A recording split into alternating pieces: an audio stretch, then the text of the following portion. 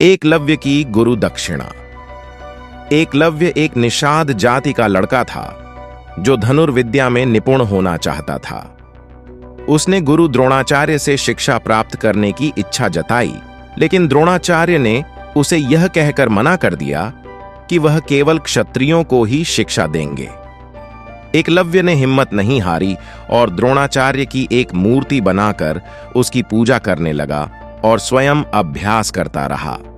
अंततः एकलव्य इतना कुशल हो गया कि उसकी प्रसिद्धि दूर दूर तक फैल गई। जब द्रोणाचार्य को यह पता चला तो उन्होंने एकलव्य से मिलने का निर्णय लिया। द्रोणाचार्य ने देखा कि एकलव्य ने उनकी मूर्ति बनाकर उसे गुरु मान लिया था और उसी के अनुसार शिक्षा प्राप्त की थी। द्रोणाचार्य ने एकलव्य से उसकी गुरु दक्षिणा मांगी। एकलव्य ने प्रसन्नता से पूछा कि वह क्या चाहते हैं। द्रोणाचार्य ने कहा कि उन्हें एकलव्य का दायां अंगूठा गुरु दक्षिणा के रूप में चाहिए। एकलव्य ने बिना किसी हिचकिचाहट के अपना दायां अंगूठा काटकर द्रोणाचार्य को दे दिया। इस घटना के बाद एकलव्य तीरंदाजी में पहले जैसा कुशल नहीं रहा, लेकिन उसने अपने गुरु के प्रति सम्मान और निष्ठा का अद्वितीय उदाहरण प्रस्तुत किया। इस कहानी से यह सीखने को मिलता है कि गुरु का सम्मान और उनकी सेवा सबसे महत्वपूर्ण होती है, चाहे इसके लिए कितनी भी बड़ी कुर्बानी क्यों न देनी पड़े। इस कहानी का सार यह है कि महाभारत की यह कहानी न केवल निष्ठा और समर्पण की शिक्षा देती है, बल्कि यह भी बताती है कि सच्ची भक्ति और संकल्प के साथ किसी भी लक्ष्य को प्राप्त किया जा सकता है। एकलव्य की कहानी आज भी हमें प्रेरित करती है और हमें सिखाती है कि अपने लक्ष्यों के प्रति अडिग रहना कितना महत्वपूर्ण है। कहानी नंबर 2, बार्बरीक की कथा। बार्बरीक, जिन्हें खाटू श्यामजी के नाम से भी जाना जाता है, महाभारत की एक अनसुनी और महत्वपूर्ण पात्र हैं। वे भीम के पोते और घटोत्कच के पुत्र थे। बार्बरीक का एक विशेष धनुष और 3 बाण थे। इन बाणों की विशेषता थी कि वे अचूक थे और उनके उपयोग से कोई भी युद्ध तुरंत समाप्त हो सकता था। बार्बरीक ने प्रतिज्ञा की थी कि वे युद्ध में हमेशा हारने वाले पक्ष का समर्थन करेंगे। उनके इस प्रतिज्ञा के कारण वे महाभारत के युद्ध में किसका समर्थन करेंगे, यह एक जटिल प्रश्न बन गया। श्री कृष्ण ने बार्बरीक की शक्ति की परीक्षा लेने का निर्णय लिया। वे एक ब्राह्मण के रूप में बार्बरीक के पास गए और उनसे पूछा कि वे महाभारत के युद्ध में किसका समर्थन करेंगे। बार्बरीक ने बताया कि वे हारने वाले पक्ष का समर्थन करेंगे। तब श्री कृष्ण ने महसूस किया कि यदि बार्बरीक ने युद्ध में भाग लिया तो वे हमेशा हारने वाले पक्ष का समर्थन करेंगे और इस प्रकार युद्ध का परिणाम कभी भी निश्चित नहीं हो पाएगा। श्री कृष्ण ने बार्बरीक से उनका सिर दान में मांगा। बार्बरीक ने अपनी प्रतिज्ञा निभाने के लिए अपना सिर श्री कृष्ण को दान में दे दिया। श्री कृष्ण ने बार्बरीक के सिर को एक ऊंची जगह पर स्थापित कर दिया ताकि वे पूरे युद्ध को देख सकें। युद्ध समाप्त होने के बाद पांडवों ने विजेता के रूप में अपनी जीत का जश्न मनाया, लेकिन जब उन्होंने बार्बरीक से पूछा कि युद्ध में सबसे बड़ा योद्धा कौन था, तो बार्बरीक ने कहा कि उन्होंने सिर्फ श्री कृष्ण के चक्र को चलते देखा। बार्बरीक की इस अद्वितीय भक्ति और त्याग के कारण उन्हें भगवान श्री कृष्ण ने आशीर्वाद दिया और उन्हें कलयुग में पूजनीय बना दिया। आज उन्हें खाटू श्याम जी के नाम से पूजा जाता है और राजस्थान में उनका एक प्रसिद्ध मंदिर भी है। यह कहानी महाभारत के अनसुने पहलुओं को उजागर करती है और यह दर्शाती है कि कैसे हर पात्र की अपनी एक महत्वपूर्ण भूमिका होती है, चाहे वह कथा में प्रमुख हो या नहीं। कहानी नंबर 3, उर्वशी और अर्जुन की कहानी। जब पांडवों को अपने राज्य से निर्वासित किया गया था तो उन्होंने समय बिताने के लिए विभिन्न स्थानों का भ्रमण किया।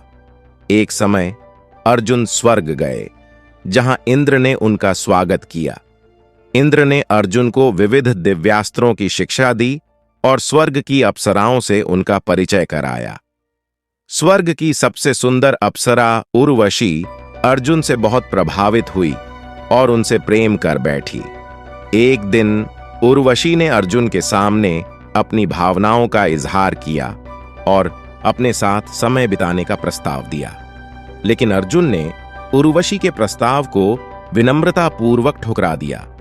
अर्जुन ने उर्वशी से कहा कि वे उन्हें अपनी मां की तरह मानते हैं, क्योंकि उर्वशी पांडवों के पूर्वज राजा पुरुरवा की पत्नी थीं। उर्वशी अर्जुन के इस उत्तर से नाराज हो गईं और उन्होंने अर्जुन को श्राप दे दिया कि वे 1 वर्ष तक नपुंसक रहेंगे। अर्जुन ने इस श्राप को स्वीकार कर लिया और उर्वशी से क्षमा मांगी। बाद में यह श्राप अर्जुन के लिए वरदान साबित हुआ, जब उन्हें अज्ञातवास के दौरान वृहन्नला के रूप में जीवन व्यतीत करना पड़ा। यह कहानी हमें सिखाती है कि कैसे अर्जुन ने अपनी नैतिकता और सिद्धांतों के लिए खड़े होकर उर्वशी के प्रस्ताव को ठुकराया। उन्होंने एक महिला के प्रति अपने सम्मान को बनाए रखा, चाहे वह कितनी भी शक्तिशाली या सुंदर क्यों न हो। इससे यह भी पता चलता है कि कभी-कभी कठिनाइयां या श्राप भी हमारे जीवन में महत्वपूर्ण भूमिका निभा सकते हैं और भविष्य में किसी महत्वपूर्ण उद्देश्य को पूरा करने में मदद कर सकते हैं। कहानी नंबर 4, शमीक ऋषि और राजा परीक्षित की कथा। यह कथा राजा परीक्षित और शमीक ऋषि से संबंधित है, जो महाभारत के अधिक व्यापक रूप से ज्ञात प्रसंगों में से नहीं है। राजा परीक्षित अर्जुन के पौत्र और अभिमन्यु के पुत्र थे। एक दिन जब वे शिकार करने गए तो उन्होंने जंगल में एक तपस्वी ऋषि को देखा। वह ऋषि शमीक थे, जो तपस्या में लीन थे। तपस्या में लीन होने के कारण उन्हें बाहरी दुनिया की कोई सुध नहीं थी। राजा परीक्षित ने उन्हें नम्रता से प्रणाम किया, लेकिन जब ऋषि ने उनकी तरफ ध्यान नहीं दिया तो राजा को क्रोध आ गया। उन्होंने एक मरे हुए सांप को उठाया और ऋषि की गर्दन में डाल दिया। फिर वह अपने महल लौट आए। कुछ समय बाद शमीक ऋषि का पुत्र श्रृंगी वहां आया और अपने पिता की यह दशा देखकर बहुत क्रोधित हुआ। उसने अपने तप के बल पर राजा परीक्षित को श्राप दिया कि 7 दिनों के भीतर तक्षक नामक नाग उन्हें डसकर मार डालेगा।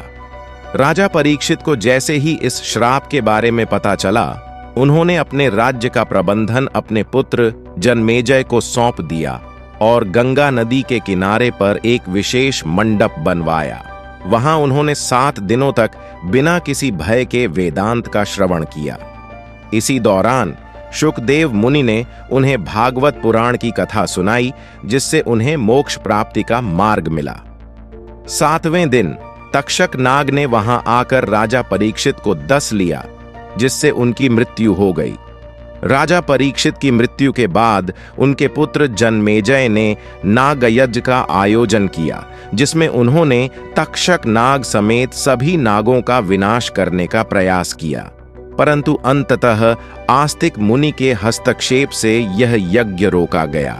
इस कथा से यह शिक्षा मिलती है कि क्रोध और अपमान का फल कभी अच्छा नहीं होता। राजा परीक्षित के क्रोध ने उन्हें एक बड़े संकट में डाल दिया। इसके साथ ही यह भी शिक्षा मिलती है कि भागवत कथा का श्रवण और तपस्या व्यक्ति को मोक्ष की ओर ले जा सकते हैं। महाभारत की इस कथा को बहुत कम लोग जानते हैं, लेकिन यह हमें कई महत्वपूर्ण शिक्षाएं प्रदान करती है। कहानी नंबर 5, उरुश्रृंग का प्रसंग। उरुश्रृंग महाभारत के प्रमुख योद्धाओं में से एक था। वह महर्षि कश्यप और दनु की पुत्री दन्वी की संतान था। उरुश्रृंग का जन्म एक विशेष प्रकार की तपस्या के परिणाम स्वरूप हुआ था और उसकी शक्ति और पराक्रम के किस्से कम ही सुनाई देते हैं। उरुश्रृंग का जन्म तपस्या से हुआ था। उसकी माता दन्वी ने भगवान शिव की कठोर तपस्या की थी और वरदान स्वरूप उन्हें एक पराक्रमी पुत्र की प्राप्ति हुई। उरुश्रृंग ने भी बचपन से ही तपस्या और ध्यान में विशेष रुचि दिखाई और अल्पायु में ही अनेक सिद्धियां प्राप्त कर लीं। महाभारत युद्ध के दौरान उरुश्रृंग ने कौरवों की ओर से युद्ध में भाग लिया। उसने कई पांडव योद्धाओं को चुनौती दी और अपनी शक्ति और कौशल से सभी को चकित कर दिया। उसकी युद्ध कला इतनी प्रभावशाली थी कि उसे कर्ण, दुर्योधन और द्रोणाचार्य जैसे महान योद्धाओं ने भी सराहा। युद्ध के 13वें दिन उरुश्रृंग ने अभिमन्यु के साथ युद्ध किया। अभिमन्यु, जो अर्जुन का पुत्र था, चक्रव्यूह में फंसा हुआ था और उसे पराजित करने के लिए कौरवों ने अनेक योद्धाओं को भेजा। उरुश्रृंग ने अभिमन्यु पर प्रहार किया, लेकिन अभिमन्यु ने अपनी वीरता और कौशल से उरुश्रृंग को पराजित कर दिया और अंततः उसकी मृत्यु हो गई। उरुश्रृंग की यह कहानी महाभारत के अद्वितीय और अनसुने पात्रों में से एक है। उसकी तपस्या, शक्ति और पराक्रम के किस्से हमें यह सिखाते हैं कि युद्ध में वीरता और धैर्य के साथ साथ योग और ध्यान का भी महत्वपूर्ण स्थान है। यह कहानी महाभारत के विविधतापूर्ण चरित्रों और घटनाओं की एक झलक प्रस्तुत करती है, जो आम तौर पर अनसुनी रह जाती है। एकलव्य की गुरु दक्षिणा। एकलव्य एक निषाद जाति का लड़का था, जो धनुर्विद्या में निपुण होना चाहता था। उसने गुरु द्रोणाचार्य से शिक्षा प्राप्त करने की इच्छा जताई, लेकिन द्रोणाचार्य ने उसे यह कहकर मना कर दिया कि वह केवल क्षत्रियों को ही शिक्षा देंगे। एकलव्य ने हिम्मत नहीं हारी और द्रोणाचार्य की एक मूर्ति बनाकर उसकी पूजा करने लगा और स्वयं अभ्यास करता रहा। अंततः एकलव्य इतना कुशल हो गया कि उसकी प्रसिद्धि दूर दूर तक फैल गई। जब द्रोणाचार्य को यह पता चला तो उन्होंने एकलव्य से मिलने का निर्णय लिया। द्रोणाचार्य ने देखा कि एकलव्य ने उनकी मूर्ति बनाकर उसे गुरु मान लिया था और उसी के अनुसार शिक्षा प्राप्त की थी। द्रोणाचार्य ने एकलव्य से उसकी गुरु दक्षिणा मांगी। एकलव्य ने प्रसन्नता से पूछा कि वह क्या चाहते हैं। द्रोणाचार्य ने कहा कि उन्हें एकलव्य का दायां अंगूठा गुरु दक्षिणा के रूप में चाहिए। एकलव्य ने बिना किसी हिचकिचाहट के अपना दायां अंगूठा काटकर द्रोणाचार्य को दे दिया। इस घटना के बाद एकलव्य तीरंदाजी में पहले जैसा कुशल नहीं रहा, लेकिन उसने अपने गुरु के प्रति सम्मान और निष्ठा का अद्वितीय उदाहरण प्रस्तुत किया। इस कहानी से यह सीखने को मिलता है कि गुरु का सम्मान और उनकी सेवा सबसे महत्वपूर्ण होती है, चाहे इसके लिए कितनी भी बड़ी कुर्बानी क्यों न देनी पड़े। इस कहानी का सार यह है कि महाभारत की यह कहानी न केवल निष्ठा और समर्पण की शिक्षा देती है, बल्कि यह भी बताती है कि सच्ची भक्ति और संकल्प के साथ किसी भी लक्ष्य को प्राप्त किया जा सकता है। एकलव्य की कहानी आज भी हमें प्रेरित करती है और हमें सिखाती है कि अपने लक्ष्यों के प्रति अडिग रहना कितना महत्वपूर्ण है। कहानी नंबर 2, बार्बरीक की कथा। बार्बरीक, जिन्हें खाटू श्यामजी के नाम से भी जाना जाता है, महाभारत की एक अनसुनी और महत्वपूर्ण पात्र हैं। वे भीम के पोते और घटोत्कच के पुत्र थे। बार्बरीक का एक विशेष धनुष और 3 बाण थे। इन बाणों की विशेषता थी कि वे अचूक थे और उनके उपयोग से कोई भी युद्ध तुरंत समाप्त हो सकता था। बार्बरीक ने प्रतिज्ञा की थी कि वे युद्ध में हमेशा हारने वाले पक्ष का समर्थन करेंगे। उनके इस प्रतिज्ञा के कारण वे महाभारत के युद्ध में किसका समर्थन करेंगे, यह एक जटिल प्रश्न बन गया। श्री कृष्ण ने बार्बरीक की शक्ति की परीक्षा लेने का निर्णय लिया। वे एक ब्राह्मण के रूप में बार्बरीक के पास गए और उनसे पूछा कि वे महाभारत के युद्ध में किसका समर्थन करेंगे। बार्बरीक ने बताया कि वे हारने वाले पक्ष का समर्थन करेंगे। तब श्री कृष्ण ने महसूस किया कि यदि बार्बरीक ने युद्ध में भाग लिया तो वे हमेशा हारने वाले पक्ष का समर्थन करेंगे और इस प्रकार युद्ध का परिणाम कभी भी निश्चित नहीं हो पाएगा। श्री कृष्ण ने बार्बरीक से उनका सिर दान में मांगा। बार्बरीक ने अपनी प्रतिज्ञा निभाने के लिए अपना सिर श्री कृष्ण को दान में दे दिया। श्री कृष्ण ने बार्बरीक के सिर को एक ऊंची जगह पर स्थापित कर दिया ताकि वे पूरे युद्ध को देख सकें। युद्ध समाप्त होने के बाद पांडवों ने विजेता के रूप में अपनी जीत का जश्न मनाया, लेकिन जब उन्होंने बार्बरीक से पूछा कि युद्ध में सबसे बड़ा योद्धा कौन था, तो बारबरीक ने कहा कि उन्होंने सिर्फ श्री कृष्ण के चक्र को चलते देखा। बारबरीक की इस अद्वितीय भक्ति और त्याग के कारण उन्हें भगवान श्री कृष्ण ने आशीर्वाद दिया और उन्हें कलयुग में पूजनीय बना दिया। आज उन्हें खाटू श्याम जी के नाम से पूजा जाता है और राजस्थान में उनका एक प्रसिद्ध मंदिर भी है। यह कहानी महाभारत के अनसुने पहलुओं को उजागर करती है और यह दर्शाती है कि कैसे हर पात्र की अपनी एक महत्वपूर्ण भूमिका होती है, चाहे वह कथा में प्रमुख हो या नहीं।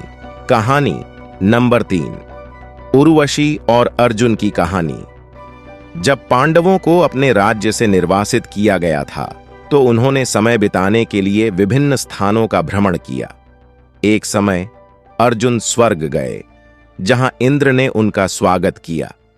इंद्र ने अर्जुन को विविध दिव्यास्त्रों की शिक्षा दी और स्वर्ग की अप्सराओं से उनका परिचय कराया। स्वर्ग की सबसे सुंदर अप्सरा उर्वशी अर्जुन से बहुत प्रभावित हुई और उनसे प्रेम कर बैठी। एक दिन उर्वशी ने अर्जुन के सामने अपनी भावनाओं का इजहार किया और अपने साथ समय बिताने का प्रस्ताव दिया, लेकिन अर्जुन ने उर्वशी के प्रस्ताव को विनम्रतापूर्वक ठुकरा दिया। अर्जुन ने उर्वशी से कहा कि वे उन्हें अपनी मां की तरह मानते हैं, क्योंकि उर्वशी पांडवों के पूर्वज राजा पुरुरवा की पत्नी थीं। उर्वशी अर्जुन के इस उत्तर से नाराज हो गईं और उन्होंने अर्जुन को श्राप दे दिया कि वे 1 वर्ष तक नपुंसक रहेंगे। अर्जुन ने इस श्राप को स्वीकार कर लिया और उर्वशी से क्षमा मांगी। बाद में यह श्राप अर्जुन के लिए वरदान साबित हुआ जब उन्हें अज्ञातवास के दौरान वृहन्नला के रूप में जीवन व्यतीत करना पड़ा। यह कहानी हमें सिखाती है कि कैसे अर्जुन ने अपनी नैतिकता और सिद्धांतों के लिए खड़े होकर उर्वशी के प्रस्ताव को ठुकराया। उन्होंने एक महिला के प्रति अपने सम्मान को बनाए रखा, चाहे वह कितनी भी शक्तिशाली या सुंदर क्यों न हो। इससे यह भी पता चलता है कि कभी-कभी कठिनाइयां या श्राप भी हमारे जीवन में महत्वपूर्ण भूमिका निभा सकते हैं और भविष्य में किसी महत्वपूर्ण उद्देश्य को पूरा करने में मदद कर सकते हैं। कहानी नंबर 4, शमीक ऋषि और राजा परीक्षित की कथा। यह कथा राजा परीक्षित और शमीक ऋषि से संबंधित है, जो महाभारत के अधिक व्यापक रूप से ज्ञात प्रसंगों में से नहीं है। राजा परीक्षित अर्जुन के पौत्र और अभिमन्यु के पुत्र थे। एक दिन जब वे शिकार करने गए तो उन्होंने जंगल में एक तपस्वी ऋषि को देखा। वह ऋषि शमीक थे, जो तपस्या में लीन थे। तपस्या में लीन होने के कारण उन्हें बाहरी दुनिया की कोई सुध नहीं थी। राजा परीक्षित ने उन्हें नम्रता से प्रणाम किया, लेकिन जब ऋषि ने उनकी तरफ ध्यान नहीं दिया तो राजा को क्रोध आ गया। उन्होंने एक मरे हुए सांप को उठाया और ऋषि की गर्दन में डाल दिया। फिर वह अपने महल लौट आए। कुछ समय बाद शमीक ऋषि का पुत्र श्रृंगी वहां आया और अपने पिता की यह दशा देखकर बहुत क्रोधित हुआ। उसने अपने तप के बल पर राजा परीक्षित को श्राप दिया कि 7 दिनों के भीतर तक्षक नामक नाग उन्हें डसकर मार डालेगा। राजा परीक्षित को जैसे ही इस श्राप के बारे में पता चला, उन्होंने अपने राज्य का प्रबंधन अपने पुत्र जनमेजय को सौंप दिया और गंगा नदी के किनारे पर एक विशेष मंडप बनवाया। वहां उन्होंने 7 दिनों तक बिना किसी भय के वेदांत का श्रवण किया। इसी दौरान शुकदेव मुनि ने उन्हें भागवत पुराण की कथा सुनाई, जिससे उन्हें मोक्ष प्राप्ति का मार्ग मिला। 7वें दिन तक्षक नाग ने वहां आकर राजा परीक्षित को डस लिया, जिससे उनकी मृत्यु हो गई। राजा परीक्षित की मृत्यु के बाद उनके पुत्र जनमेजय ने नागयज्ञ का आयोजन किया, जिसमें उन्होंने तक्षक नाग समेत सभी नागों का विनाश करने का प्रयास किया, परंतु अंततः आस्तिक मुनि के हस्तक्षेप से यह यज्ञ रोका गया। इस कथा से यह शिक्षा मिलती है कि क्रोध और अपमान का फल कभी अच्छा नहीं होता। राजा परीक्षित के क्रोध ने उन्हें एक बड़े संकट में डाल दिया। इसके साथ ही यह भी शिक्षा मिलती है कि भागवत कथा का श्रवण और तपस्या व्यक्ति को मोक्ष की ओर ले जा सकते हैं। महाभारत की इस कथा को बहुत कम लोग जानते हैं, लेकिन यह हमें कई महत्वपूर्ण शिक्षाएं प्रदान करती है। कहानी नंबर 5, उरुश्रृंग का प्रसंग। उरुश्रृंग महाभारत के प्रमुख योद्धाओं में से एक था। वह महर्षि कश्यप और दनु की पुत्री दन्वी की संतान था।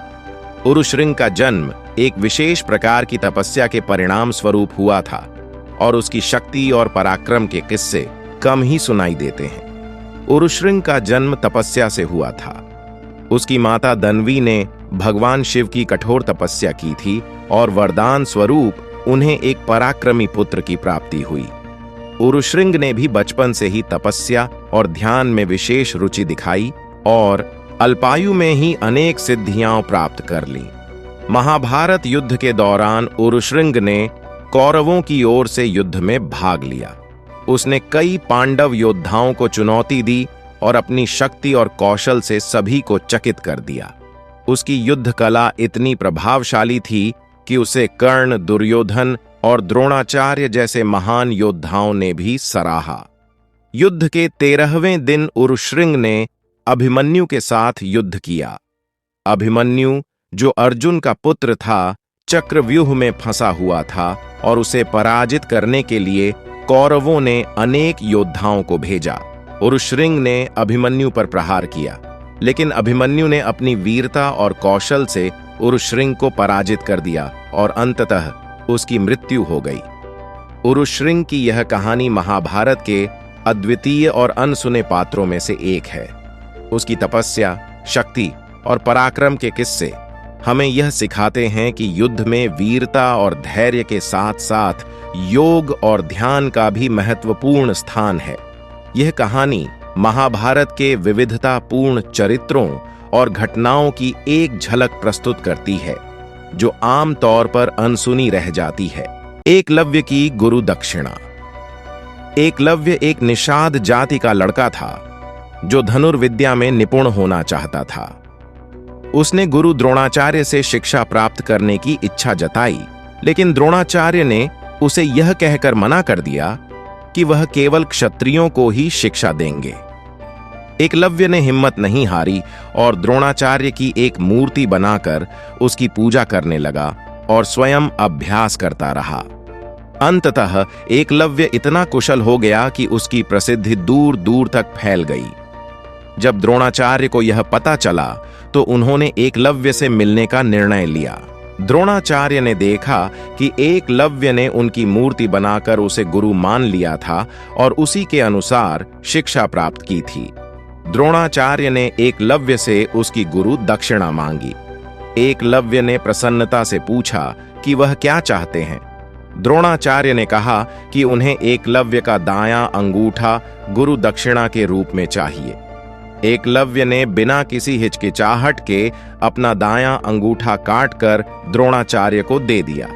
इस घटना के बाद एकलव्य तीरंदाजी में पहले जैसा कुशल नहीं रहा, लेकिन उसने अपने गुरु के प्रति सम्मान और निष्ठा का अद्वितीय उदाहरण प्रस्तुत किया। इस कहानी से यह सीखने को मिलता है कि गुरु का सम्मान और उनकी सेवा सबसे महत्वपूर्ण होती है, चाहे इसके लिए कितनी भी बड़ी कुर्बानी क्यों न देनी पड़े। इस कहानी का सार यह है कि महाभारत की यह कहानी न केवल निष्ठा और समर्पण की शिक्षा देती है, बल्कि यह भी बताती है कि सच्ची भक्ति और संकल्प के साथ किसी भी लक्ष्य को प्राप्त किया जा सकता है। एकलव्य की कहानी आज भी हमें प्रेरित करती है और हमें सिखाती है कि अपने लक्ष्यों के प्रति अडिग रहना कितना महत्वपूर्ण है। कहानी नंबर 2, बार्बरीक की कथा। बार्बरीक, जिन्हें खाटू श्यामजी के नाम से भी जाना जाता है, महाभारत की एक अनसुनी और महत्वपूर्ण पात्र हैं। वे भीम के पोते और घटोत्कच के पुत्र थे। बार्बरीक का एक विशेष धनुष और 3 बाण थे। इन बाणों की विशेषता थी कि वे अचूक थे और उनके उपयोग से कोई भी युद्ध तुरंत समाप्त हो सकता था। बार्बरीक ने प्रतिज्ञा की थी कि वे युद्ध में हमेशा हारने वाले पक्ष का समर्थन करेंगे। उनके इस प्रतिज्ञा के कारण वे महाभारत के युद्ध में किसका समर्थन करेंगे, यह एक जटिल प्रश्न बन गया। श्री कृष्ण ने बारबरीक की शक्ति की परीक्षा लेने का निर्णय लिया। वे एक ब्राह्मण के रूप में बारबरीक के पास गए और उनसे पूछा कि वे महाभारत के युद्ध में किसका समर्थन करेंगे। बारबरीक ने बताया कि वे हारने वाले पक्ष का समर्थन करेंगे। तब श्री कृष्ण ने महसूस किया कि यदि बारबरीक ने युद्ध में भाग लिया तो वे हमेशा हारने वाले पक्ष का समर्थन करेंगे और इस प्रकार युद्ध का परिणाम कभी भी निश्चित नहीं हो पाएगा। श्री कृष्ण ने बारबरीक से उनका सिर दान में मांगा।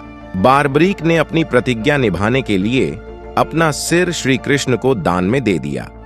श्री कृष्ण ने बारबरीक के सिर को एक ऊंची जगह पर स्थापित कर दिया ताकि वे पूरे युद्ध को देख सकें। युद्ध समाप्त होने के बाद पांडवों ने विजेता के रूप में अपनी जीत का जश्न मनाया। लेकिन जब उन्होंने बारबरीक से पूछा कि युद्ध में सबसे बड़ा योद्धा कौन था, तो बारबरीक ने कहा कि उन्होंने सिर्फ श्री कृष्ण के चक्र को चलते देखा। बारबरीक की इस अद्वितीय भक्ति और त्याग के कारण उन्हें भगवान श्री कृष्ण ने आशीर्वाद दिया और उन्हें कलयुग में पूजनीय बना दिया। आज उन्हें खाटू श्याम जी के नाम से पूजा जाता है और राजस्थान में उनका एक प्रसिद्ध मंदिर भी है। यह कहानी महाभारत के अनसुने पहलुओं को उजागर करती है और यह दर्शाती है कि कैसे हर पात्र की अपनी एक महत्वपूर्ण भूमिका होती है, चाहे वह कथा में प्रमुख हो या नहीं। कहानी नंबर 3, उर्वशी और अर्जुन की कहानी। जब पांडवों को अपने राज्य से निर्वासित किया गया था तो उन्होंने समय बिताने के लिए विभिन्न स्थानों का भ्रमण किया। एक समय अर्जुन स्वर्ग गए, जहां इंद्र ने उनका स्वागत किया। इंद्र ने अर्जुन को विविध दिव्यास्त्रों की शिक्षा दी और स्वर्ग की अप्सराओं से उनका परिचय कराया। स्वर्ग की सबसे सुंदर अप्सरा उर्वशी अर्जुन से बहुत प्रभावित हुई और उनसे प्रेम कर बैठी। एक दिन उर्वशी ने अर्जुन के सामने अपनी भावनाओं का इजहार किया और अपने साथ समय बिताने का प्रस्ताव दिया। लेकिन अर्जुन ने उर्वशी के प्रस्ताव को विनम्रतापूर्वक ठुकरा दिया।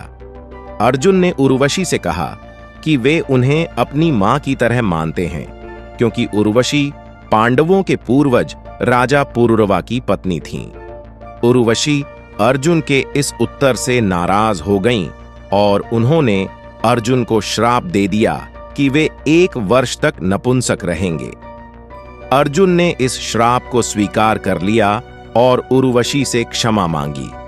बाद में यह श्राप अर्जुन के लिए वरदान साबित हुआ जब उन्हें अज्ञातवास के दौरान वृहन्नला के रूप में जीवन व्यतीत करना पड़ा।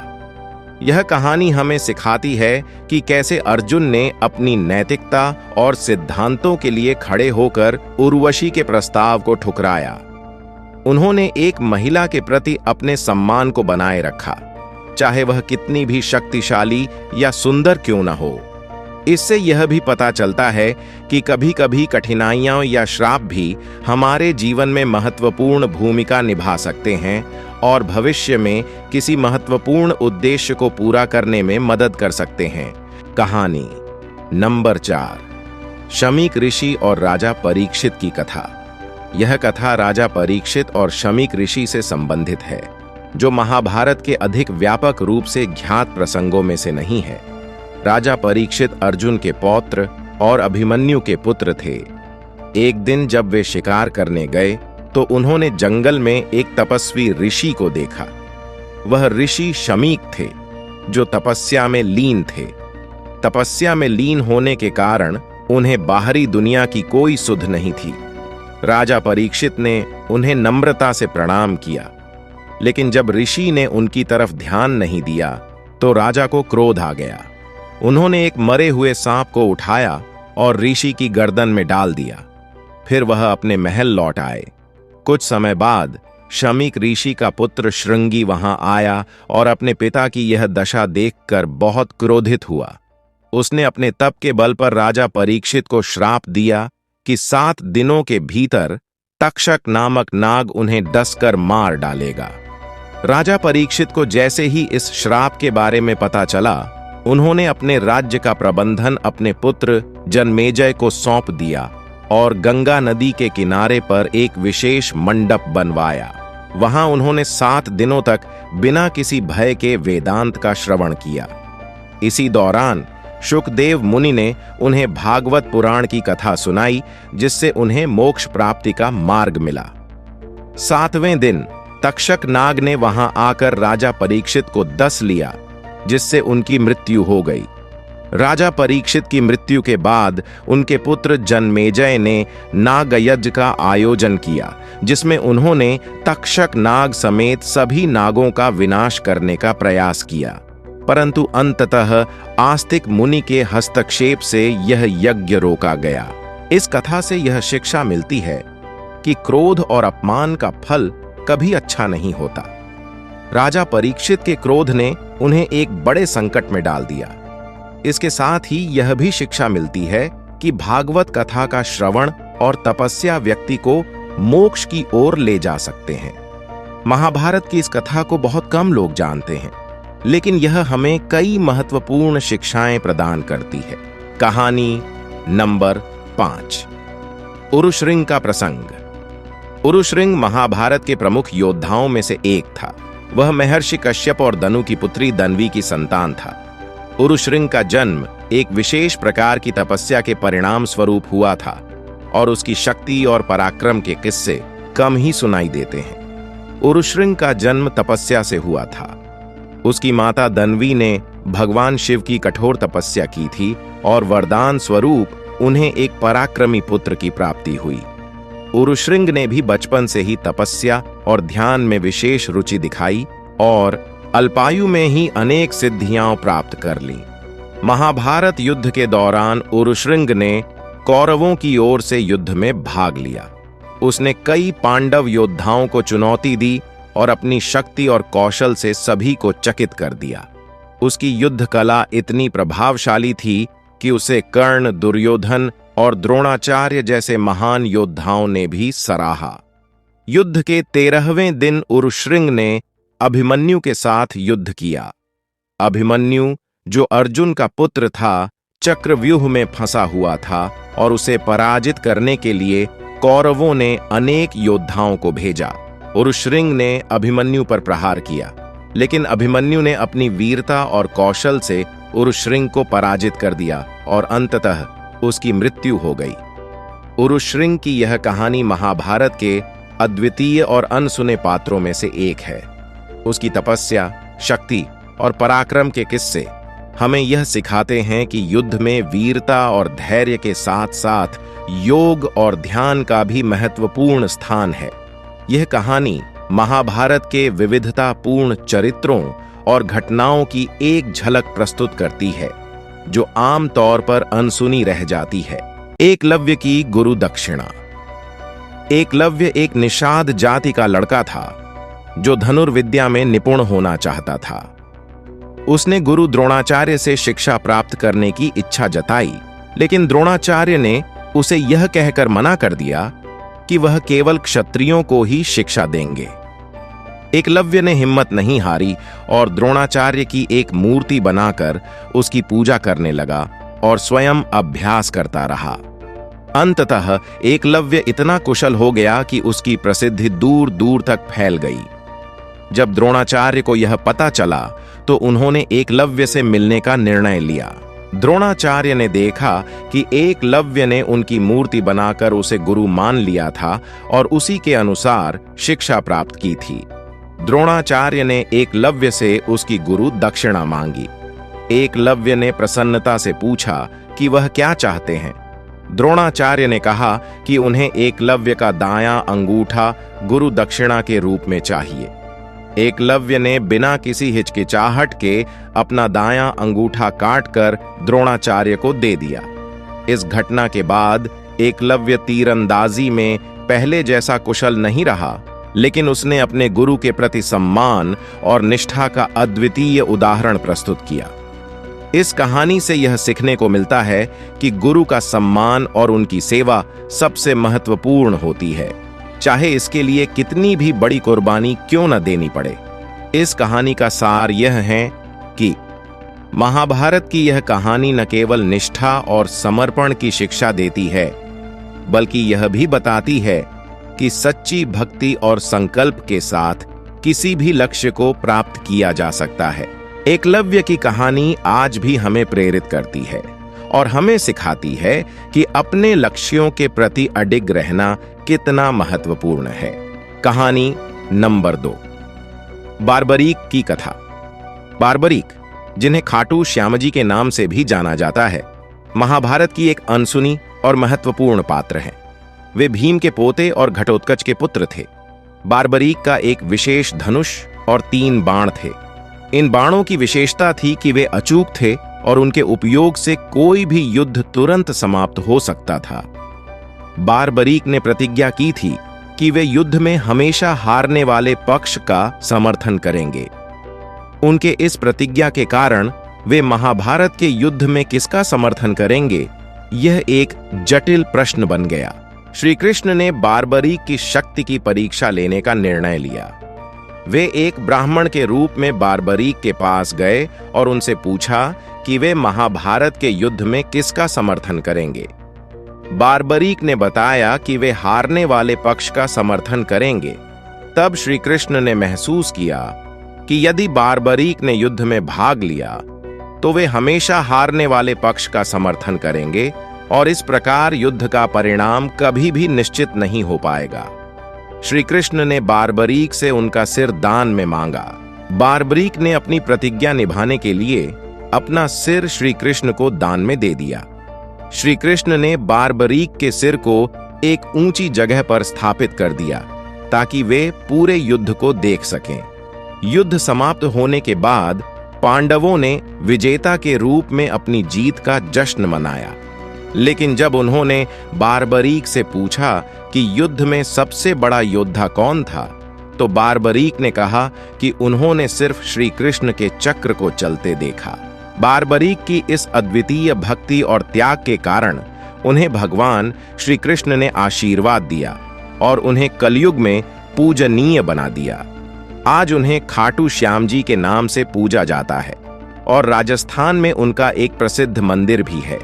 यह कहानी महाभारत के अनसुने पहलुओं को उजागर करती है और यह दर्शाती है कि कैसे हर पात्र की अपनी एक महत्वपूर्ण भूमिका होती है, चाहे वह कथा में प्रमुख हो या नहीं। कहानी नंबर 3, उर्वशी और अर्जुन की कहानी। जब पांडवों को अपने राज्य से निर्वासित किया गया था तो उन्होंने समय बिताने के लिए विभिन्न स्थानों का भ्रमण किया। एक समय अर्जुन स्वर्ग गए, जहां इंद्र ने उनका स्वागत किया। इंद्र ने अर्जुन को विविध दिव्यास्त्रों की शिक्षा दी और स्वर्ग की अप्सराओं से उनका परिचय कराया। स्वर्ग की सबसे सुंदर अप्सरा उर्वशी अर्जुन से बहुत प्रभावित हुई और उनसे प्रेम कर बैठी। एक दिन उर्वशी ने अर्जुन के सामने अपनी भावनाओं का इजहार किया और अपने साथ समय बिताने का प्रस्ताव दिया। लेकिन अर्जुन ने उर्वशी के प्रस्ताव को विनम्रता पूर्वक ठुकरा दिया। अर्जुन ने उर्वशी से कहा कि वे उन्हें अपनी मां की तरह मानते हैं, क्योंकि उर्वशी पांडवों के पूर्वज राजा पुरुरवा की पत्नी थीं। उर्वशी अर्जुन के इस उत्तर से नाराज हो गईं और उन्होंने अर्जुन को श्राप दे दिया कि वे 1 वर्ष तक नपुंसक रहेंगे।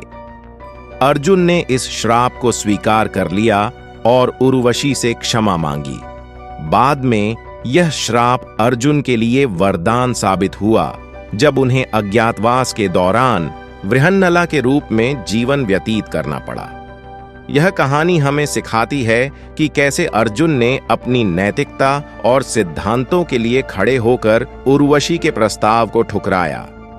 उन्होंने एक महिला के प्रति अपने सम्मान को बनाए रखा, चाहे वह कितनी भी शक्तिशाली या सुंदर क्यों न हो।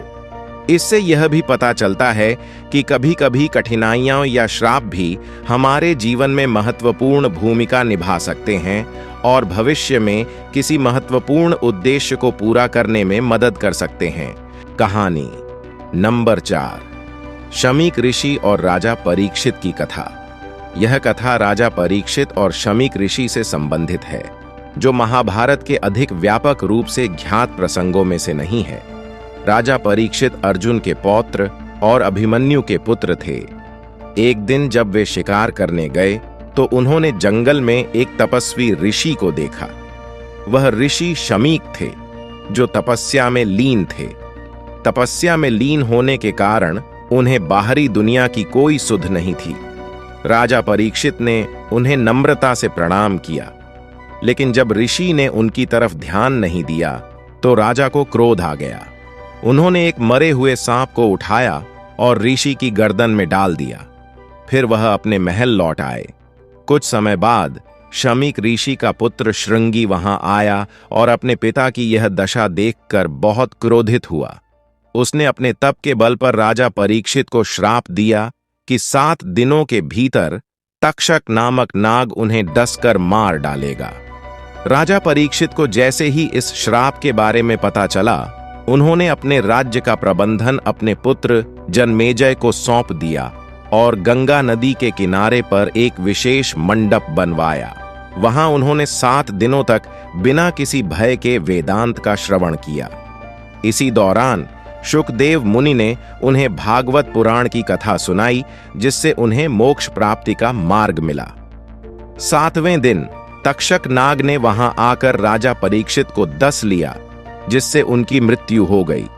राजा परीक्षित की मृत्यु के बाद उनके पुत्र जनमेजय ने नागयज्ञ का आयोजन किया, जिसमें उन्होंने तक्षक नाग समेत सभी नागों का विनाश करने का प्रयास किया। परंतु अंततः आस्तिक मुनि के हस्तक्षेप से यह यज्ञ रोका गया। इस कथा से यह शिक्षा मिलती है कि क्रोध और अपमान का फल कभी अच्छा नहीं होता। राजा परीक्षित के क्रोध ने उन्हें एक बड़े संकट में डाल दिया। इसके साथ ही यह भी शिक्षा मिलती है कि भागवत कथा का श्रवण और तपस्या व्यक्ति को मोक्ष की ओर ले जा सकते हैं। महाभारत की इस कथा को बहुत कम लोग जानते हैं, लेकिन यह हमें कई महत्वपूर्ण शिक्षाएं प्रदान करती है। कहानी नंबर 5, उरुश्रृंग का प्रसंग। उरुश्रृंग महाभारत के प्रमुख योद्धाओं में से एक था। वह महर्षि कश्यप और दनु की पुत्री दन्वी की संतान था। उरुश्रृंग का जन्म एक विशेष प्रकार की तपस्या के परिणाम स्वरूप हुआ था और उसकी शक्ति और पराक्रम के किस्से कम ही सुनाई देते हैं। उरुश्रृंग का जन्म तपस्या से हुआ था। उसकी माता दन्वी ने भगवान शिव की कठोर तपस्या की थी और वरदान स्वरूप उन्हें एक पराक्रमी पुत्र की प्राप्ति हुई। उरुश्रृंग ने भी बचपन से ही तपस्या और ध्यान में विशेष रुचि दिखाई और अल्पायु में ही अनेक सिद्धियां प्राप्त कर लीं। महाभारत युद्ध के दौरान उरुश्रृंग ने कौरवों की ओर से युद्ध में भाग लिया। उसने कई पांडव योद्धाओं को चुनौती दी और अपनी शक्ति और कौशल से सभी को चकित कर दिया। उसकी युद्ध कला इतनी प्रभावशाली थी कि उसे कर्ण, दुर्योधन और द्रोणाचार्य जैसे महान योद्धाओं ने भी सराहा। युद्ध के 13वें दिन उरुश्रृंग ने अभिमन्यु के साथ युद्ध किया। अभिमन्यु, जो अर्जुन का पुत्र था, चक्रव्यूह में फंसा हुआ था और उसे पराजित करने के लिए कौरवों ने अनेक योद्धाओं को भेजा। उरुश्रृंग ने अभिमन्यु पर प्रहार किया, लेकिन अभिमन्यु ने अपनी वीरता और कौशल से उरुश्रृंग को पराजित कर दिया और अंततः उसकी मृत्यु हो गई। उरुश्रृंग की यह कहानी महाभारत के अद्वितीय और अनसुने पात्रों में से एक है। उसकी तपस्या, शक्ति और पराक्रम के किस्से हमें यह सिखाते हैं कि युद्ध में वीरता और धैर्य के साथ साथ योग और ध्यान का भी महत्वपूर्ण स्थान है। यह कहानी महाभारत के विविधतापूर्ण चरित्रों और घटनाओं की एक झलक प्रस्तुत करती है, जो आम तौर पर अनसुनी रह जाती है। एकलव्य की गुरु दक्षिणा। एकलव्य एक निषाद जाति का लड़का था, जो धनुर्विद्या में निपुण होना चाहता था। उसने गुरु द्रोणाचार्य से शिक्षा प्राप्त करने की इच्छा जताई, लेकिन द्रोणाचार्य ने उसे यह कहकर मना कर दिया कि वह केवल क्षत्रियों को ही शिक्षा देंगे। एकलव्य ने हिम्मत नहीं हारी और द्रोणाचार्य की एक मूर्ति बनाकर उसकी पूजा करने लगा और स्वयं अभ्यास करता रहा। अंततः एकलव्य इतना कुशल हो गया कि उसकी प्रसिद्धि दूर दूर तक फैल गई। जब द्रोणाचार्य को यह पता चला तो उन्होंने एकलव्य से मिलने का निर्णय लिया। द्रोणाचार्य ने देखा कि एकलव्य ने उनकी मूर्ति बनाकर उसे गुरु मान लिया था और उसी के अनुसार शिक्षा प्राप्त की थी। द्रोणाचार्य ने एकलव्य से उसकी गुरु दक्षिणा मांगी। एकलव्य ने प्रसन्नता से पूछा कि वह क्या चाहते हैं। द्रोणाचार्य ने कहा कि उन्हें एकलव्य का दायां अंगूठा गुरु दक्षिणा के रूप में चाहिए। एकलव्य ने बिना किसी हिचकिचाहट के अपना दायां अंगूठा काटकर द्रोणाचार्य को दे दिया। इस घटना के बाद एकलव्य तीरंदाजी में पहले जैसा कुशल नहीं रहा, लेकिन उसने अपने गुरु के प्रति सम्मान और निष्ठा का अद्वितीय उदाहरण प्रस्तुत किया। इस कहानी से यह सीखने को मिलता है कि गुरु का सम्मान और उनकी सेवा सबसे महत्वपूर्ण होती है, चाहे इसके लिए कितनी भी बड़ी कुर्बानी क्यों न देनी पड़े। इस कहानी का सार यह है कि महाभारत की यह कहानी न केवल निष्ठा और समर्पण की शिक्षा देती है, बल्कि यह भी बताती है कि सच्ची भक्ति और संकल्प के साथ किसी भी लक्ष्य को प्राप्त किया जा सकता है। एकलव्य की कहानी आज भी हमें प्रेरित करती है और हमें सिखाती है कि अपने लक्ष्यों के प्रति अडिग रहना कितना महत्वपूर्ण है। कहानी नंबर 2, बार्बरीक की कथा। बार्बरीक, जिन्हें खाटू श्यामजी के नाम से भी जाना जाता है, महाभारत की एक अनसुनी और महत्वपूर्ण पात्र हैं। वे भीम के पोते और घटोत्कच के पुत्र थे। बार्बरीक का एक विशेष धनुष और 3 बाण थे। इन बाणों की विशेषता थी कि वे अचूक थे और उनके उपयोग से कोई भी युद्ध तुरंत समाप्त हो सकता था। बार्बरीक ने प्रतिज्ञा की थी कि वे युद्ध में हमेशा हारने वाले पक्ष का समर्थन करेंगे। उनके इस प्रतिज्ञा के कारण वे महाभारत के युद्ध में किसका समर्थन करेंगे, यह एक जटिल प्रश्न बन गया। श्री कृष्ण ने बार्बरीक की शक्ति की परीक्षा लेने का निर्णय लिया। वे एक ब्राह्मण के रूप में बार्बरीक के पास गए और उनसे पूछा कि वे महाभारत के युद्ध में किसका समर्थन करेंगे। बार्बरीक ने बताया कि वे हारने वाले पक्ष का समर्थन करेंगे। तब श्री कृष्ण ने महसूस किया कि यदि बार्बरीक ने युद्ध में भाग लिया तो वे हमेशा हारने वाले पक्ष का समर्थन करेंगे और इस प्रकार युद्ध का परिणाम कभी भी निश्चित नहीं हो पाएगा। श्री कृष्ण ने बार्बरीक से उनका सिर दान में मांगा। बार्बरीक ने अपनी प्रतिज्ञा निभाने के लिए अपना सिर श्री कृष्ण को दान में दे दिया। श्री कृष्ण ने बार्बरीक के सिर को एक ऊंची जगह पर स्थापित कर दिया ताकि वे पूरे युद्ध को देख सकें। युद्ध समाप्त होने के बाद पांडवों ने विजेता के रूप में अपनी जीत का जश्न मनाया।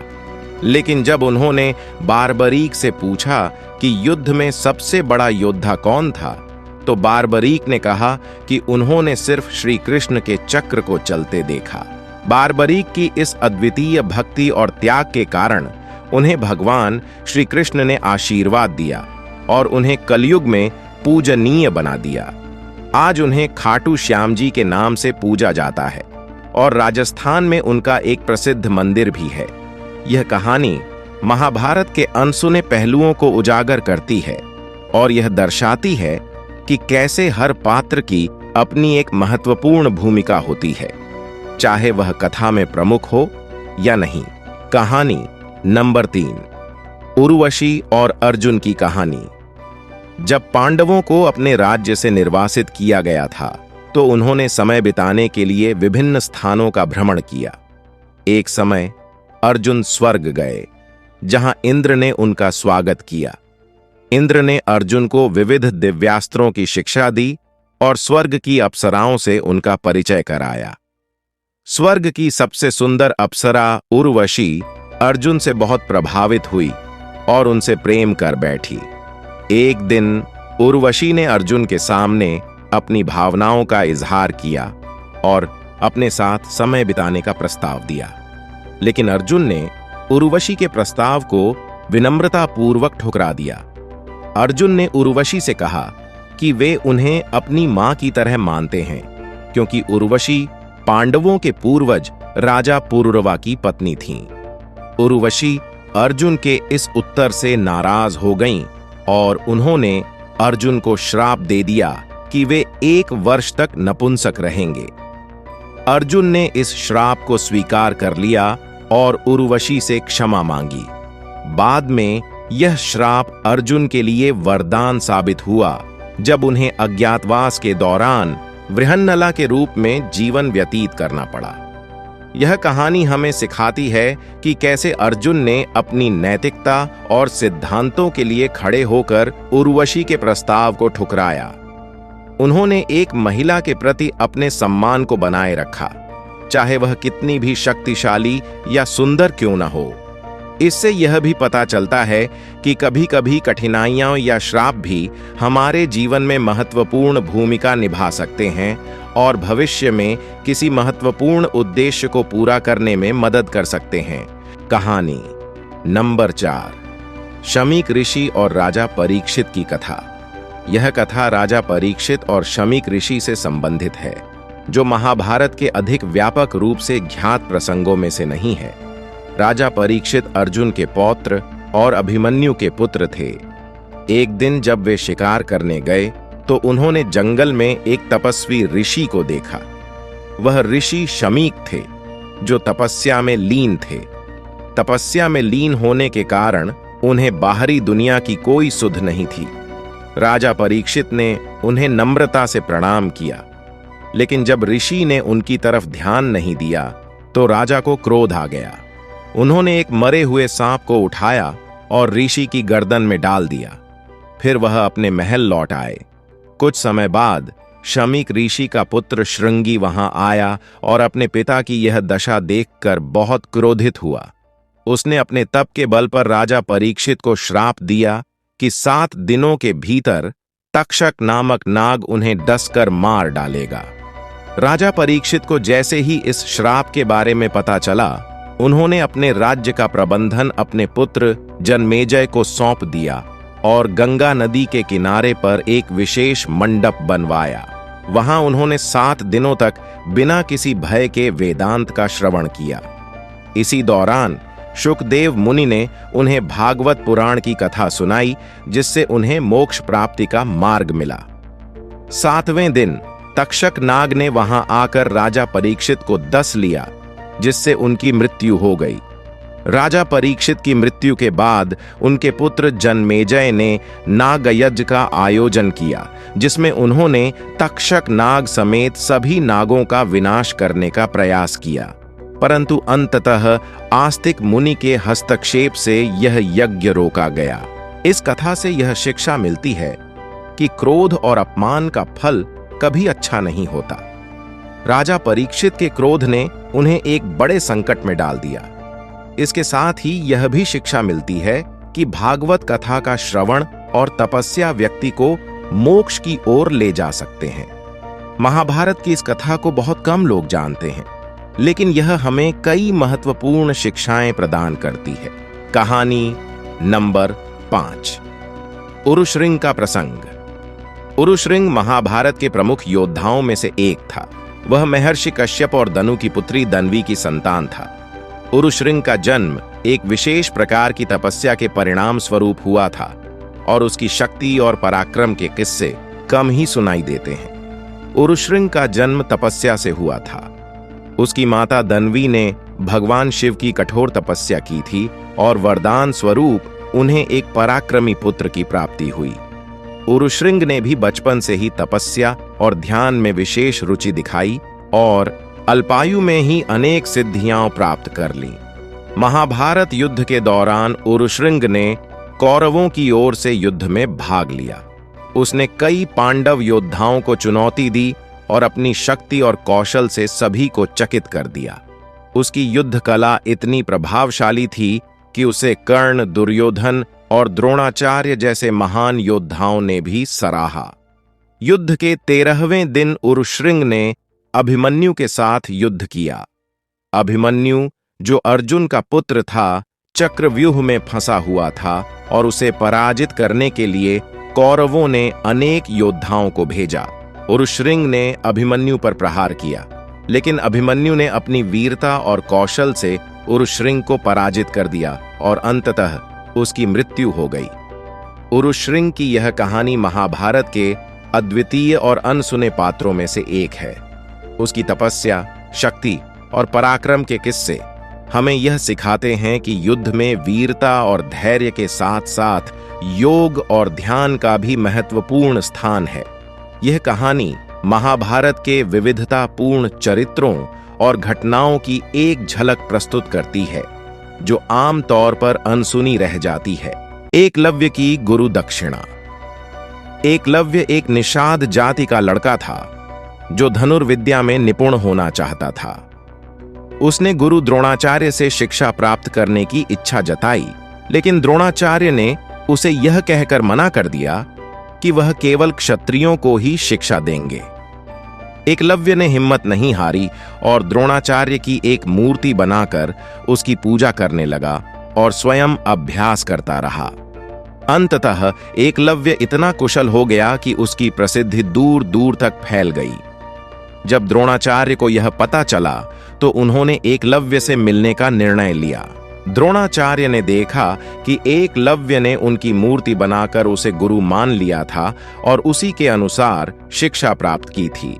द्रोणाचार्य ने एकलव्य से उसकी गुरु दक्षिणा मांगी। एकलव्य ने प्रसन्नता से पूछा कि वह क्या चाहते हैं। द्रोणाचार्य ने कहा कि उन्हें एकलव्य का दायां अंगूठा गुरु दक्षिणा के रूप में चाहिए। एकलव्य ने बिना किसी हिचकिचाहट के अपना दायां अंगूठा काटकर द्रोणाचार्य को दे दिया। इस घटना के बाद एकलव्य तीरंदाजी में पहले जैसा कुशल नहीं रहा, लेकिन उसने अपने गुरु के प्रति सम्मान और निष्ठा का अद्वितीय उदाहरण प्रस्तुत किया। इस कहानी से यह सीखने को मिलता है कि गुरु का सम्मान और उनकी सेवा सबसे महत्वपूर्ण होती है, चाहे इसके लिए कितनी भी बड़ी कुर्बानी क्यों न देनी पड़े। इस कहानी का सार यह है कि महाभारत की यह कहानी न केवल निष्ठा और समर्पण की शिक्षा देती है, बल्कि यह भी बताती है कि सच्ची भक्ति और संकल्प के साथ किसी भी लक्ष्य को प्राप्त किया जा सकता है। एकलव्य की कहानी आज भी हमें प्रेरित करती है और हमें सिखाती है कि अपने लक्ष्यों के प्रति अडिग रहना कितना महत्वपूर्ण है। कहानी नंबर 2, बार्बरीक की कथा। बार्बरीक, जिन्हें खाटू श्यामजी के नाम से भी जाना जाता है, महाभारत की एक अनसुनी और महत्वपूर्ण पात्र हैं। वे भीम के पोते और घटोत्कच के पुत्र थे। बार्बरीक का एक विशेष धनुष और 3 बाण थे। इन बाणों की विशेषता थी कि वे अचूक थे और उनके उपयोग से कोई भी युद्ध तुरंत समाप्त हो सकता था। बार्बरीक ने प्रतिज्ञा की थी कि वे युद्ध में हमेशा हारने वाले पक्ष का समर्थन करेंगे। उनके इस प्रतिज्ञा के कारण वे महाभारत के युद्ध में किसका समर्थन करेंगे, यह एक जटिल प्रश्न बन गया। श्री कृष्ण ने बार्बरीक की शक्ति की परीक्षा लेने का निर्णय लिया। वे एक ब्राह्मण के रूप में बार्बरीक के पास गए और उनसे पूछा कि वे महाभारत के युद्ध में किसका समर्थन करेंगे। बार्बरीक ने बताया कि वे हारने वाले पक्ष का समर्थन करेंगे। तब श्री कृष्ण ने महसूस किया कि यदि बार्बरीक ने युद्ध में भाग लिया तो वे हमेशा हारने वाले पक्ष का समर्थन करेंगे और इस प्रकार युद्ध का परिणाम कभी भी निश्चित नहीं हो पाएगा। श्री कृष्ण ने बार्बरीक से उनका सिर दान में मांगा। बार्बरीक ने अपनी प्रतिज्ञा निभाने के लिए अपना सिर श्री कृष्ण को दान में दे दिया। श्री कृष्ण ने बार्बरीक के सिर को एक ऊंची जगह पर स्थापित कर दिया ताकि वे पूरे युद्ध को देख सकें। युद्ध समाप्त होने के बाद पांडवों ने विजेता के रूप में अपनी जीत का जश्न मनाया, लेकिन जब उन्होंने बार्बरीक से पूछा कि युद्ध में सबसे बड़ा योद्धा कौन था, तो बार्बरीक ने कहा कि उन्होंने सिर्फ श्री कृष्ण के चक्र को चलते देखा। बार्बरीक की इस अद्वितीय भक्ति और त्याग के कारण उन्हें भगवान श्री कृष्ण ने आशीर्वाद दिया और उन्हें कलयुग में पूजनीय बना दिया। आज उन्हें खाटू श्याम जी के नाम से पूजा जाता है और राजस्थान में उनका एक प्रसिद्ध मंदिर भी है। यह कहानी महाभारत के अनसुने पहलुओं को उजागर करती है और यह दर्शाती है कि कैसे हर पात्र की अपनी एक महत्वपूर्ण भूमिका होती है, चाहे वह कथा में प्रमुख हो या नहीं। कहानी नंबर 3, उर्वशी और अर्जुन की कहानी। जब पांडवों को अपने राज्य से निर्वासित किया गया था तो उन्होंने समय बिताने के लिए विभिन्न स्थानों का भ्रमण किया। एक समय अर्जुन स्वर्ग गए, जहां इंद्र ने उनका स्वागत किया। इंद्र ने अर्जुन को विविध दिव्यास्त्रों की शिक्षा दी और स्वर्ग की अप्सराओं से उनका परिचय कराया। स्वर्ग की सबसे सुंदर अप्सरा उर्वशी अर्जुन से बहुत प्रभावित हुई और उनसे प्रेम कर बैठी। एक दिन उर्वशी ने अर्जुन के सामने अपनी भावनाओं का इजहार किया और अपने साथ समय बिताने का प्रस्ताव दिया, लेकिन अर्जुन ने उर्वशी के प्रस्ताव को विनम्रतापूर्वक ठुकरा दिया। अर्जुन ने उर्वशी से कहा कि वे उन्हें अपनी मां की तरह मानते हैं, क्योंकि उर्वशी पांडवों के पूर्वज राजा पुरुरवा की पत्नी थीं। उर्वशी अर्जुन के इस उत्तर से नाराज हो गईं और उन्होंने अर्जुन को श्राप दे दिया कि वे 1 वर्ष तक नपुंसक रहेंगे। अर्जुन ने इस श्राप को स्वीकार कर लिया और उर्वशी से क्षमा मांगी। बाद में यह श्राप अर्जुन के लिए वरदान साबित हुआ, जब उन्हें अज्ञातवास के दौरान वृहन्नला के रूप में जीवन व्यतीत करना पड़ा। यह कहानी हमें सिखाती है कि कैसे अर्जुन ने अपनी नैतिकता और सिद्धांतों के लिए खड़े होकर उर्वशी के प्रस्ताव को ठुकराया। उन्होंने एक महिला के प्रति अपने सम्मान को बनाए रखा, चाहे वह कितनी भी शक्तिशाली या सुंदर क्यों न हो। इससे यह भी पता चलता है कि कभी-कभी कठिनाइयां या श्राप भी हमारे जीवन में महत्वपूर्ण भूमिका निभा सकते हैं और भविष्य में किसी महत्वपूर्ण उद्देश्य को पूरा करने में मदद कर सकते हैं। कहानी नंबर 4, शमीक ऋषि और राजा परीक्षित की कथा।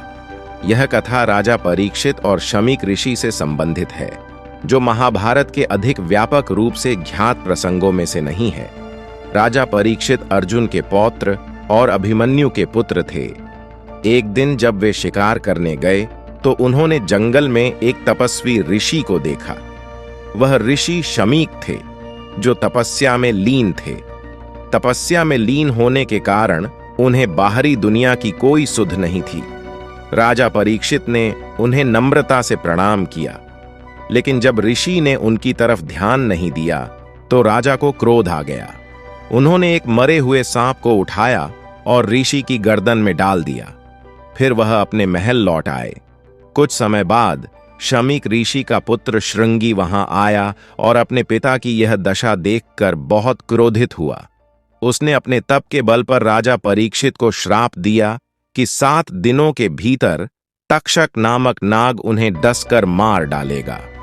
राजा परीक्षित को जैसे ही इस श्राप के बारे में पता चला, उन्होंने अपने राज्य का प्रबंधन अपने पुत्र जनमेजय को सौंप दिया और गंगा नदी के किनारे पर एक विशेष मंडप बनवाया।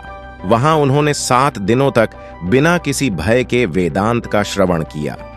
इसी दौरान शुकदेव मुनि ने उन्हें भागवत पुराण की कथा सुनाई, जिससे उन्हें मोक्ष प्राप्ति का मार्ग मिला।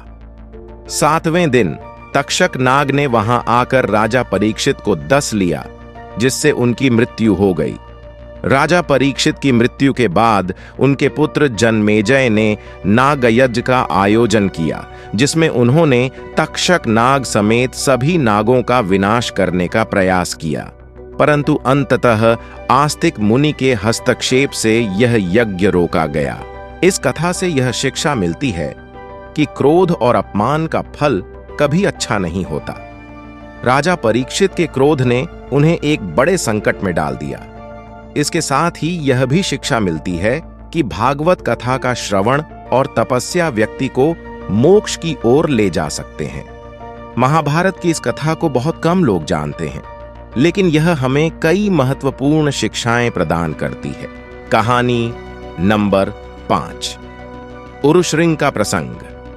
उरुश्रृंग महाभारत के प्रमुख योद्धाओं में से एक था। वह महर्षि कश्यप और दनु की पुत्री दन्वी की संतान था। उरुश्रृंग का जन्म एक विशेष प्रकार की तपस्या के परिणाम स्वरूप हुआ था और उसकी शक्ति और पराक्रम के किस्से कम ही सुनाई देते हैं। उरुश्रृंग का जन्म तपस्या से हुआ था। उसकी माता दन्वी ने भगवान शिव की कठोर तपस्या की थी और वरदान स्वरूप उन्हें एक पराक्रमी पुत्र की प्राप्ति हुई। उरुश्रृंग ने भी बचपन से ही तपस्या और ध्यान में विशेष रुचि दिखाई और अल्पायु में ही अनेक सिद्धियां प्राप्त कर लीं। महाभारत युद्ध के दौरान उरुश्रृंग ने कौरवों की ओर से युद्ध में भाग लिया। उसने कई पांडव योद्धाओं को चुनौती दी और अपनी शक्ति और कौशल से सभी को चकित कर दिया। उसकी युद्ध कला इतनी प्रभावशाली थी कि उसे कर्ण, दुर्योधन और द्रोणाचार्य जैसे महान योद्धाओं ने भी सराहा। युद्ध के 13वें दिन उरुश्रृंग ने अभिमन्यु के साथ युद्ध किया। अभिमन्यु, जो अर्जुन का पुत्र था, चक्रव्यूह में फंसा हुआ था और उसे पराजित करने के लिए कौरवों ने अनेक योद्धाओं को भेजा। उरुश्रृंग ने अभिमन्यु पर प्रहार किया, लेकिन अभिमन्यु ने अपनी वीरता और कौशल से उरुश्रृंग को पराजित कर दिया और अंततः उसकी मृत्यु हो गई। उरुश्रृंग की यह कहानी महाभारत के अद्वितीय और अनसुने पात्रों में से एक है। उसकी तपस्या, शक्ति और पराक्रम के किस्से हमें यह सिखाते हैं कि युद्ध में वीरता और धैर्य के साथ साथ योग और ध्यान का भी महत्वपूर्ण स्थान है। यह कहानी महाभारत के विविधतापूर्ण चरित्रों और घटनाओं की एक झलक प्रस्तुत करती है, जो आम तौर पर अनसुनी रह जाती है।